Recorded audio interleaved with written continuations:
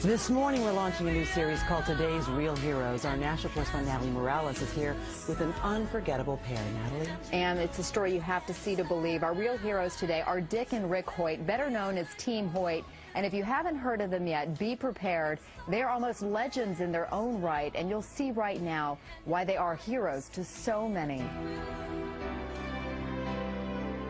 This is one of the greatest love stories of all time, a story of a father who climbs mountains and runs to the ends of the earth and back to give his son a better life, a life that transcends the limitations of his body. Rick Hoyt's fight started at birth 44 years ago when the umbilical cord was wrapped around his neck. He looked beautiful and he was strong and he was laying on his stomach, and I thought he was doing push-ups. But what it was, he was having spasms. The doctors told Dick and Judy Hoyt that their son had cerebral palsy and would never be able to walk or talk.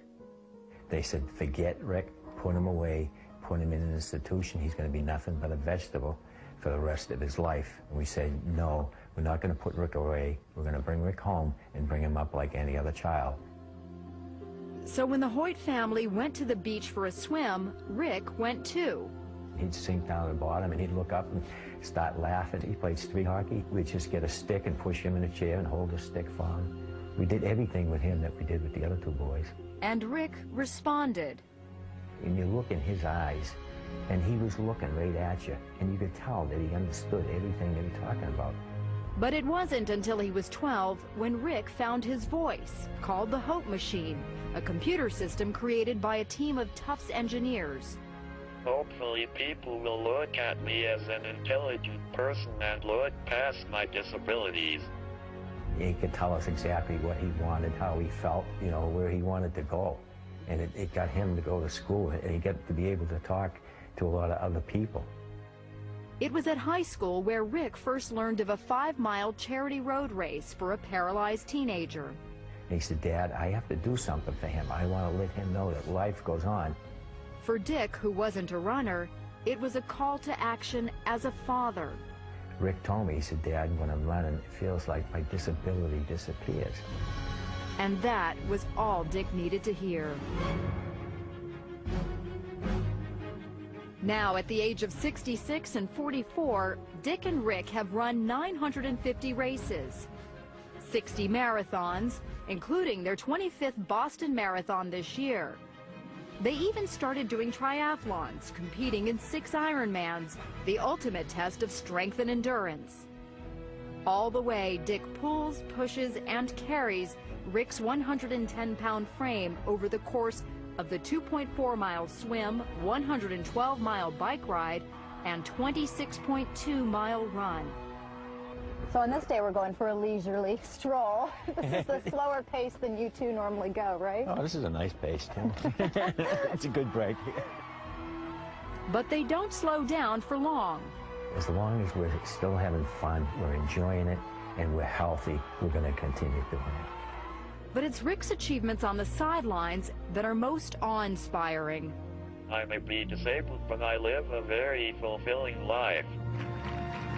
Not only did Rick graduate from high school, but also from college, earning his degree from Boston University.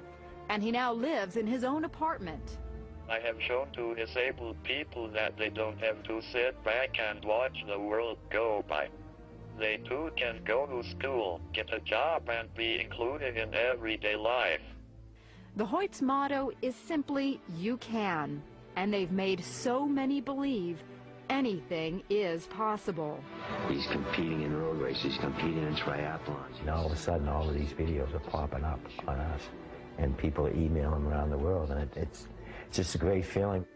I read them an email they recently received, one of thousands, from a perfect stranger. I write this because I'm a father, and to my shame, I have been nothing like you, Dick. I have been selfish more than I've been selfless. I'm not raising my son the way I had intended to raise him, and up to this point, you could say, I have failed. But yesterday, in a moment's time, I was changed. My heart was broken when I saw how much you must love your son to put yourself through such agony that he might experience the thrill of the race. Yesterday, it became less about me and more about being my children's father. I thank you, sir. You hear this over and over again. Yes, yeah. It clearly is, it touches you every time. It really does, yeah. But you're more than a father. I mean, you are a hero to so many. Mm. And most importantly, you're a hero to Rick. I just think of myself, and I just love my family. And I just want to be the very best father I can be. Hoyt, everybody! Way to go, Ricky! Way to go, dude!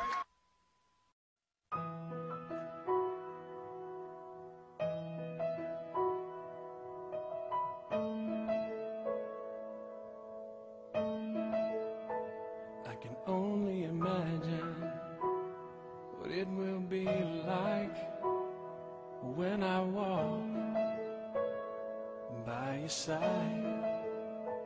I can only imagine what my eyes will see when your face is before me. I can only imagine. I can only imagine.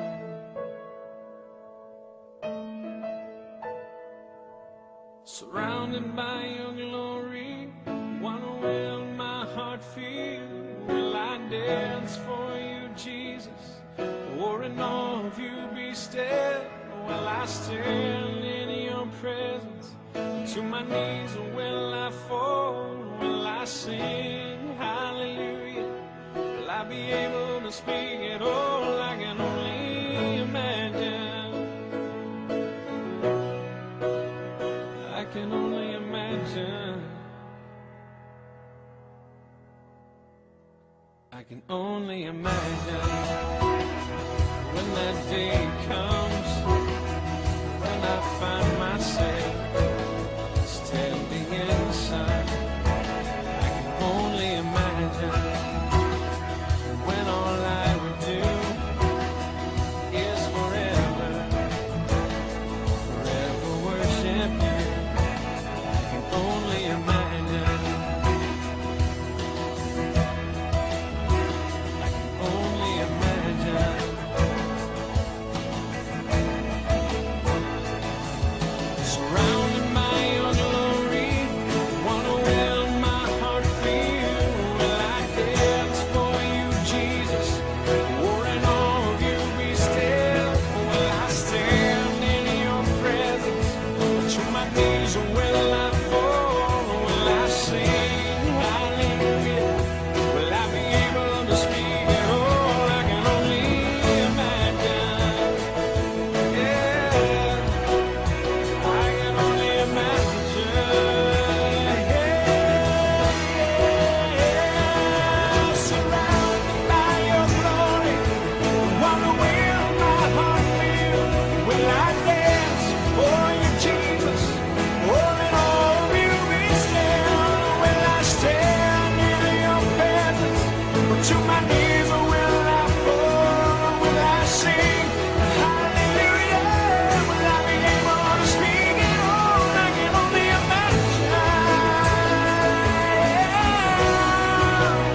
I can only imagine. I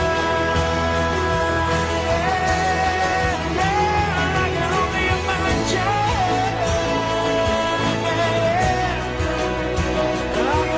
imagine. I can only imagine. I can only imagine. I can only imagine when all I would do is forever, forever worship you.